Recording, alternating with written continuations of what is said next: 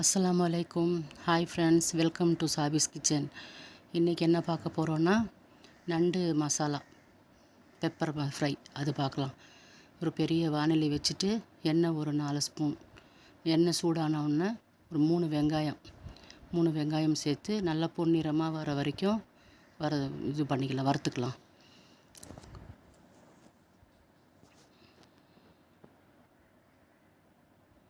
அப்பப்போ கொஞ்சம் கொஞ்சமாக கிளறி விட்டுட்டே இருந்தோம்னா அந்த கண்ணாடி பதம் மாதிரி வந்துடும். கண்ணாடி பதம் வரும்போது சிம் பண்ணிடலாம். அடுப்பு சிம் பண்ணிவிட்டு சேர்க்க வேண்டிய மசாலாலாம் ஒன்று ஒன்றா சேர்த்திட்டே வரலாம். இப்போ இஞ்சி பூண்டு பேஸ்ட்டு ஃபஸ்ட்டு இஞ்சி பூண்டு பேஸ்ட்டு ஒரு ஸ்பூன். மசாலா எவ்வளோ நண்டு இருக்கோ அதுக்கு தகுந்த மாதிரி நம்ம சேர்த்திக்கணும்.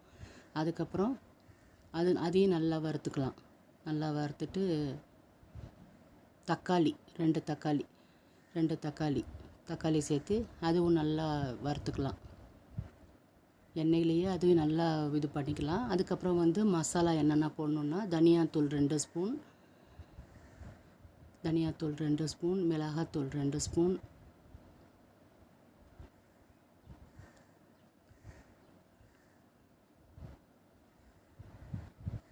சின்ன ஸ்பூன் தான், பெரிய ஸ்பூன் இல்லை, சின்ன ஸ்பூன் தான் போடுறேன். மஞ்சள் கொஞ்சம்,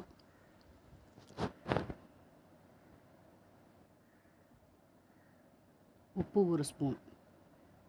இவ்வளோ தான் அதுக்கு மசாலா போட்டு இதையும் நல்லா அந்த எண்ணெயோடு அந்த இது இருக்குல்ல, இந்த வெங்காயம் இருக்குல்ல, அதோடு நல்லா பிரட்டிக்கணும். பிரட்டி நல்லா சிம்மில் வச்சு பிரட்டிக்கணும். மசாலா தீயாமல் பார்த்துட்டு நல்லா அது பிரட்டி விட்டுட்டு அப்புறம் நல்லா க்ளீன் பண்ணி வச்சுருக்குறோம் நண்டு. 1 கிலோ நண்டு பெருசாக அப்படியே முழுசாகவே நான் போட்டுட்டேன். நீங்கள் வேணும்னா இதில் பாதியாக கூட பண்ணி போட்டுக்கலாம்.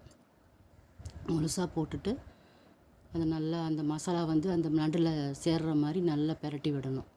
நல்லா பிரட்டி கொஞ்சமாக நீங்கள் தேவையான அளவு தண்ணி ஊற்றிக்கலாம். வேணும்னா தண்ணி கொஞ்சமாக சேர்த்திட்டு அது ஃபஸ்ட்டு அந்த மசாலாலாம் அதில் உள்ள சேர்கிற மாதிரி நம்ம நல்லா பிரட்டிடணும்.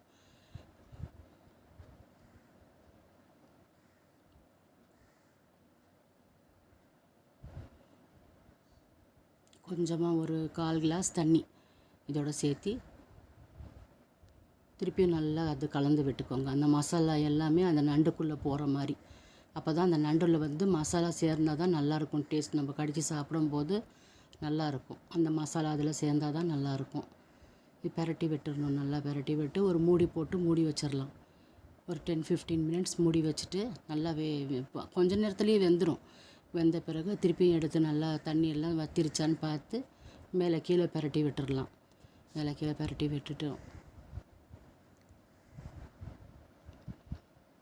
கொஞ்சமாக கொத்தமல்லி தழை, அந்த வாசம் நல்லா இருக்கிறதுக்காக, அதில் இருக்கிற அந்த இது போகிறதுக்காக அந்த நம்ம கொத்தமல்லி தழை கொஞ்சம் சேர்த்திக்கலாம்.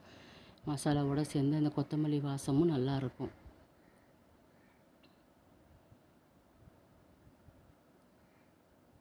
தண்ணி பூரா வத்திருச்சான்னு டெஸ்ட் பண்ணி பார்த்துக்கணும். தண்ணி பூரா வத்திருச்சுன்னா பெப்பர் தூள், நமக்கு தேவையான அளவுக்கு பெப்பர் தூள். இது நல்லா காரமாக வேணும்னு நினச்சிங்கன்னா 4 ஸ்பூன் கூட சேர்த்திக்கலாம். கொஞ்சமாக வேணும்னா ஒரு 2 ஸ்பூன் சேர்த்திக்கலாம். சேர்த்திட்டு திருப்பியும் அந்த தண்ணியெல்லாம் ஃபுல்லாக வத்துற அளவுக்கு அந்த மசாலாலாம் உள்ளே நண்டுக்குள்ளே போகிற மாதிரி இருக்கணும். அவ்வளோதான். ஒரு 5 மினிட்ஸில் அது சரியாயிடும். அது வெந்துடும். வெந்த பிறகு இந்த மசாலா தண்ணியெல்லாம் நீத்தின பிறகு நார்மலாக வந்துடும். அவ்வளோதான், masala ready. Thank you for watching.